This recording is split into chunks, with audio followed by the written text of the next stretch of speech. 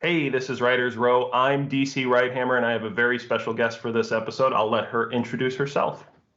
Thanks so much for having me. My name is Jacqui Castle, and it's my pleasure to be on here for the second time. I got to speak with DC a couple years ago, and I'm an author. My novel, The Seclusion, came out in 2018. It's a dystopian science fiction novel, and the sequel comes out March 29th. So I'm really looking forward to sharing the rest of that story with all of you.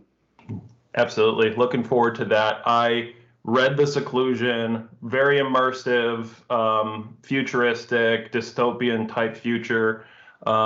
It's good reading. So there'll be a link in the description for that.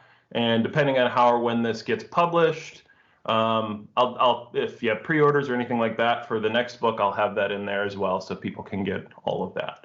So I brought Jacqui on to this episode of Writers Row for something I think that affects pretty much all writers, and that is this global pandemic we've been dealing with for almost 2 years now. Just the personal impact, the financial impact for a lot of people. But how does that impact specifically our niche of writing, sci-fi and futuristic sci-fi, dystopian sci-fi? For those who haven't heard in a while, I do write futuristic, speculative science fiction, the Between Two Minds series, link in every video description. But in there, I don't take a very overt, the government's oppressive. I kind of work backwards from private business. Private business colludes with the government, and in doing so, corruption is just rampant. Laws are broken, laws are created to stop competition, different things like that. And so when I read The Seclusion, I started thinking about what I write and just where we're at in society today. COVID has really changed, what readers might expect, what readers might believe. And so just from, I know you just wrapped up, you're about to release a new book, but in your mind as a futuristic sci-fi writer, how has COVID really impacted our genre? It's interesting because I feel like there are different ways writers can go about it. And so I've heard a lot of conversation on social media and between friends of mine. Just, do we put the pandemic in our stories? Do we need to mention it?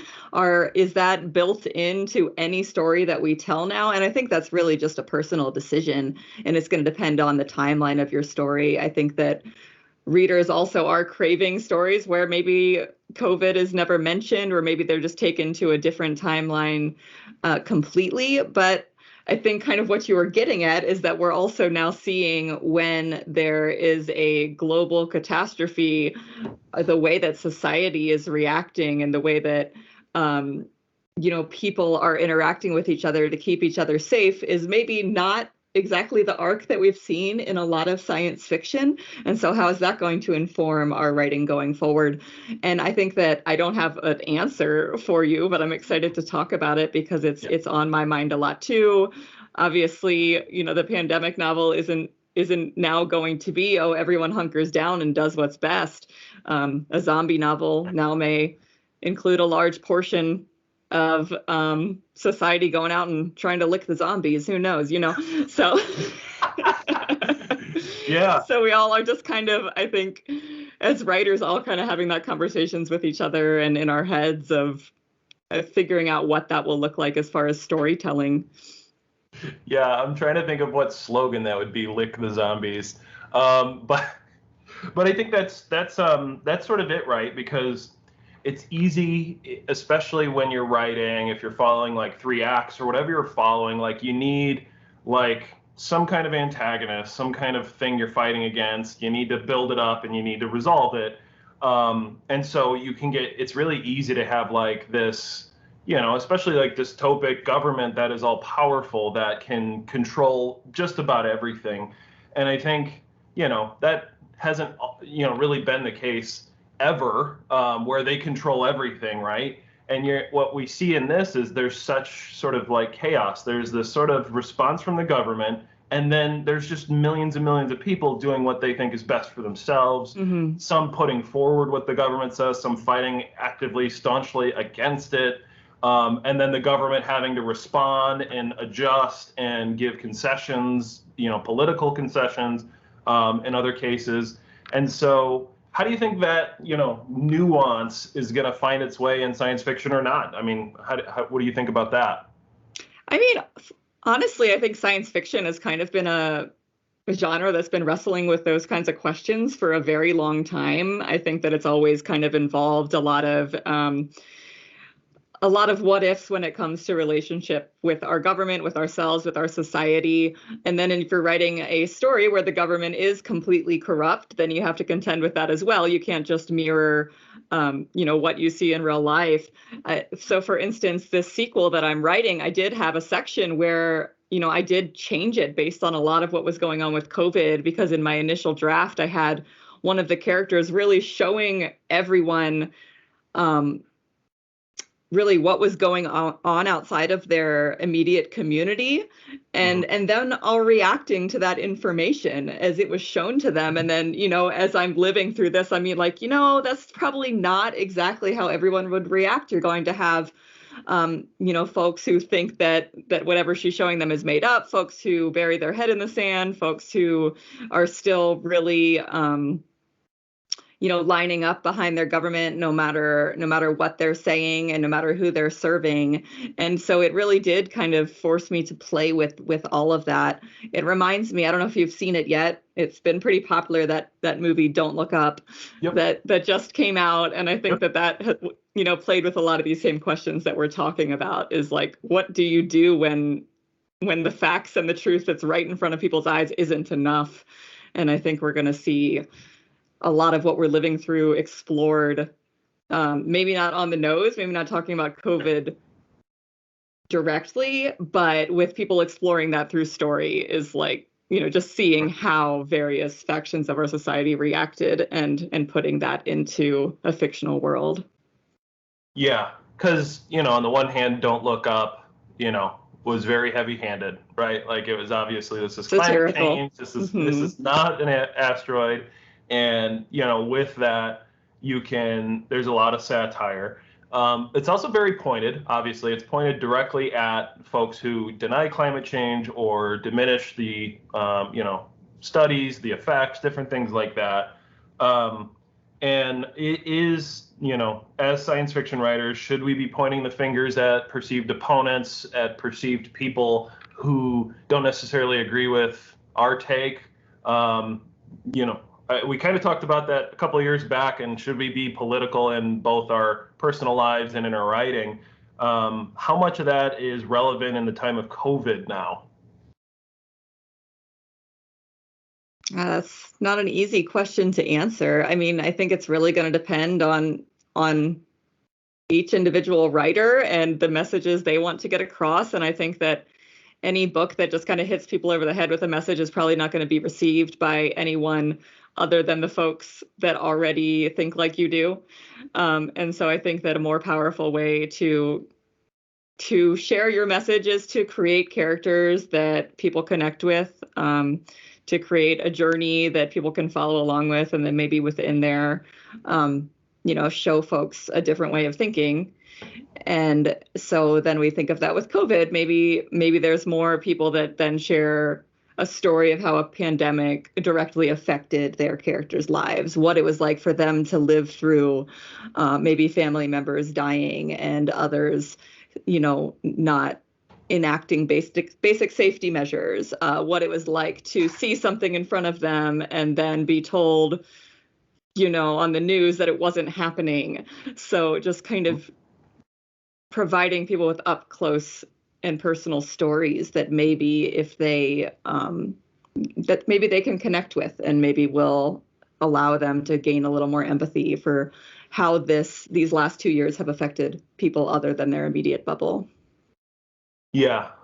Yep. Outside the immediate bubble. And I think that's true. I think to some extent, I mean, without polarizing too much, you do have people who are just never going to be convinced that the pandemic is as bad as it is, and for whatever reason, you're just not. There's no amount of proof, and that's true of things like climate change and other political, social, global things that are there. But I think there are people in the middle. I think there are people who are sometimes leaning one way or the other, and there's an opportunity to educate, there's an opportunity to entertain while educating. And I think that's what I try to do as a science fiction writer, build those characters, like you said, that can grab people and people can relate enough to follow them on their journey.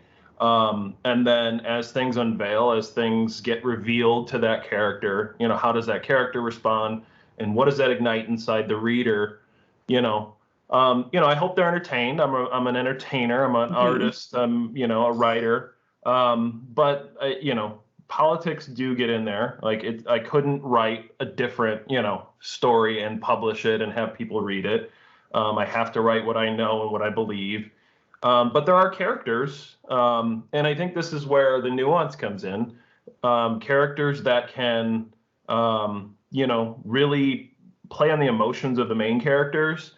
Where, in this real pandemic, I thought, hey, I can count on these family members and these friends to take care of themselves and to get vaccinated, different things like that, regardless of what I in my mind, I checked the box for these people. And then like 3 of those people didn't do what I thought they were going to do. And then 3 people who I don't really like very much in family and friend circles are suddenly like staunch, like, they're doing things that make me so happy that I never expected from them. And that sort of complex, diverting, or what is it? Expectations, right? You set up these expectations and then you flip the script on them. You change it up, sometimes last minute, sometimes slowly, to just draw out that, like, I'm disappointed on this side, I'm like thrilled on this side, and then just trying to resolve those emotions. Yeah. And it doesn't have to be completely about COVID going forward. It can be, I think we're all living through this. We don't need to remind people every second that we lived through this. We all know. And so even if it's a completely different issue that your characters are struggling through in your books, a lot of readers will draw those connections anyway and see that, there's this other catastrophe in the science fiction novel, and this character is working through their expectations being flipped upside down based on their immediate circle. Readers are going to draw that connection. They're going to be like, oh, this reminds me of what it was like to live through COVID. And so I think as a writer, it's like, tell the story you want to tell. And I think, we're all grieving, right? This is a huge thing that we're all living through. We can't take all of those emotions and like set them on a shelf. That's not how we work. We're human beings. And so even if you're writing a story that has nothing to do with a pandemic, I think some of these themes might find their way into a lot of the books that we see over the next 5 years. And so, yeah, I'd say take the pressure off yourself, tell the story you want to tell, but also like it's okay to play with those themes because we've all, I think, had our eyes opened a bit. Right. The war books coming out of the war eras in the world, or even, it's easy to think U.S. centric, but just thinking globally, third world, like memoirs, the People's History of the United States comes to mind, where it's like firsthand accounts of the growth of the world and getting to where we are today, and getting those firsthand accounts of what people experienced. I think it does change the way we look and feel and think. I watch, random movies that came out 20 years ago, and people are congregating and there are no masks, and it just hits different, completely different than they ever intended, had any idea. But then I watched, there's a show, This Is Us. I don't know if you've heard of it or seen it, but This Is Us is just this regular, like, current time dramedy, I guess they call it, drama comedy. And their whole season 5, I think it was 5 or 6, one of them, they had masks on and they acknowledged the pandemic, and they like built it in. They rewrote the whole script and everything. And that actually hit different too, because it suddenly wasn't the same type of escape that I had watched the show for historically. Now it's built in. Now it's hit so much closer to home. Do we want that? Do we not want that? I don't know. I don't know. And you are watching, I think, all television shows kind of reconcile with it. So there's like the one side of This Is Us, and then there's the others pretending that it's not happening, even though their story is existing in our world. There's others where they came back with a pilot, the first, or not a pilot, season 1 of the new season, once they were back in the, back on the sets, and they, maybe have masks in their hands and they mention the pandemic, but then you never hear about it again. And so it's like, where are we falling? And I think as writers, we get to choose that too. But I think as sci-fi writers is maybe different than a contemporary novelist right now, or a romance novelist, or anyone who's writing a world that is not a little more removed, is we do have a little more license. We could say, well, let's set our story 200 years from now, let's set it 1,000 years from now, and then we get to decide what our relationship with this time in history is. Yeah, absolutely. And I actually wrote a lung disease into my story, into my series. It's called Spotted Lung. And it became, I called it a epidemic because I didn't know the difference back then. And now it's obviously very clear, the difference between epidemic, pandemic, endemic. I know all the demics.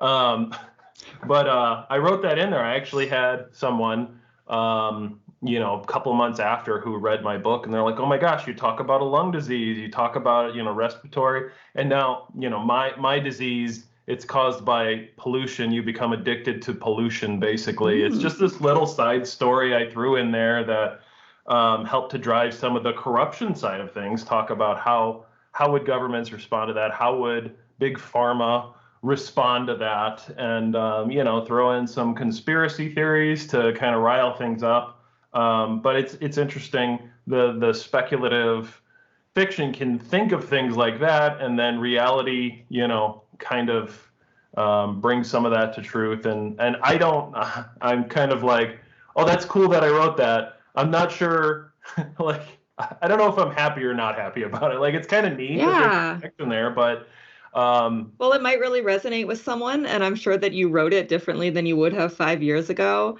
Right. I mean, I even think of just the small experiences that I now could put into my writing that I didn't have before, like deep fear about my children's safety, which obviously as parents, we always have that, but we've experienced it so differently now. In that if I write scenes like that, I'm writing a story right now about a mother being separated from her son. It's not in the same series, it's in a brand new book. But it's like, I'm definitely writing it differently than I would have. Or even, I had family members with COVID, that feeling of wanting to help, but not being able to. All you can do is, send them Grubhub gift certificates and maybe an oximeter through the mail. You can't go over and care for them the way that you want to. So there's all these experiences that, we're all going through together, but that we're going to bring a new level of emotion to. Yeah. Well, and, we're seeing science reality help with a lot of that, because I don't think as a culture in the US, we were great at grieving to begin with. But now that you've removed our ability to be with people that are suffering, to be at, funerals in the same capacity, to be at, to have as many funerals as we've been having, and to not be able to just go, it's this whole, process. Early on, there's just no going. And then the other side is the happiness side of it too, is the marriages and the births and the things that we're finding that we do have a lot of technology to keep us connected, but it just hits a lot differently than when we used to be able to be there in person and to be connected. And I think as sci-fi writers, we always envision the world and how technology evolves or changes that. We're starting to see that in reality, where we are more connected than ever. In many ways, we're more disconnected than ever. Yeah. Was that a question? No question. Oh. If you have comments, that's fine. But it's time to be alive. I noticed, I don't know if you've experienced this. This is just kind of a personal thing where, in the past, say I've moved and I've let go of groups of friends, and maybe we text each other, or we, chat when we can, or we send Christmas cards. And now I just feel like such a idiot, because I'm like, connecting with people that live down the street every day on Zoom. I have a group of friends I do writing sprints with every day. And there's that part of me that's like, that such good friend from 10 years ago, like, we could have done this.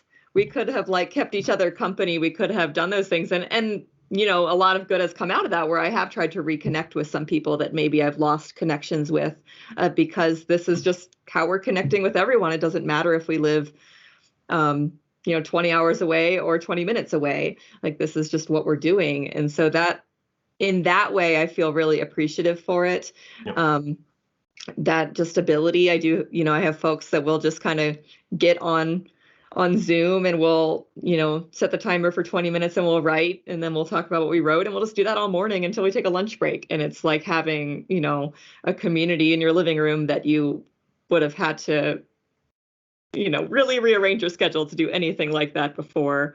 And so that's wonderful. But then, yeah, also just not being able to hug, not being able to touch, not being able to have that form of, friendship is a really different thing. And so I'm curious, yeah, how our society will adapt to that going forward, because I think that, in a lot of sci-fi stories, we saw that this is just what it became. So I'm thinking of like Fahrenheit 451 and the wife in Fahrenheit 451. She has her friends on the screen and they're the TV characters, but she calls them her friends. And if I'm remembering that wrong, I apologize.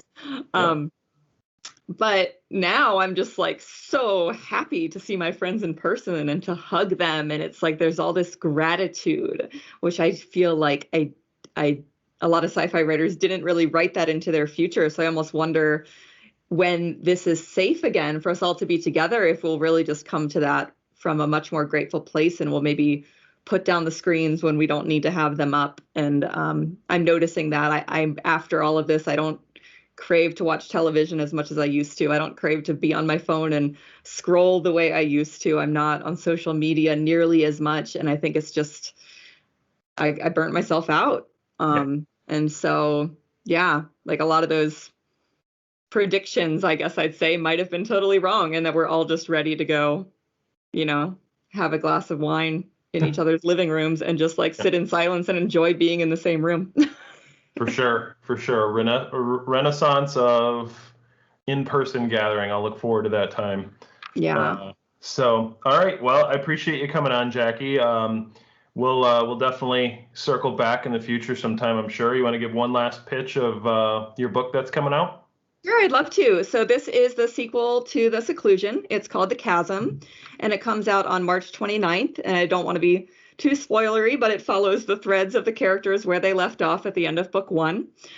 There it is. The Seclusion was a Forward Indies winner in science fiction in, I think, 2018 for Silver, and it was also named the North Carolina Author Project Book of the Year, and it also gained me the 2020 Indie Author Project Author of the Year title, which was huge, and that was a collaboration between Library Journal and Biblioboard. And so there's widespread distribution at libraries, so if you aren't able to go get that up, then even just requesting it at your library or picking up a copy is great. The audiobook for The Seclusion actually just came out. That was a long journey. And so I had a narrator working on that, and she's doing both of them. So the one just actually released about 2 weeks ago, and then The Chasm will come out on release date in audio as well. So check them out. Yeah. I'll have links in the description. Appreciate everybody who watched this long, and I'll catch y'all next time. Take care. Thank you.